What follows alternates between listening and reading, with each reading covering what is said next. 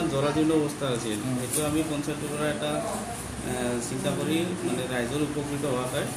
repairing কৰাৰ নামত আমি পঞ্চায়তৰ পৰা চতুৰ্থ বিদ্যালয়ৰ আঁচনি দিছিলোঁ 2,50,000 যিহেতু ৰাইজে এই দলংখনৰ কাৰণে মানে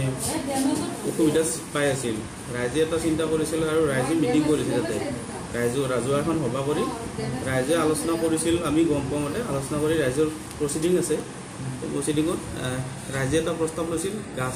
তাতে যিকেইডালমান মানে ফুটা লাগে একচুৱেলি ফুটাকেইটাৰ কাৰণে আপোনাৰ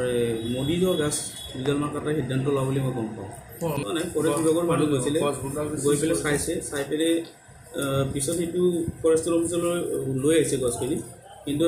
এতিয়া আবেদন এখন কৰিছে ফৰেষ্টৰ পৰা সেইখিনি গছ আকৌ ৰাইজে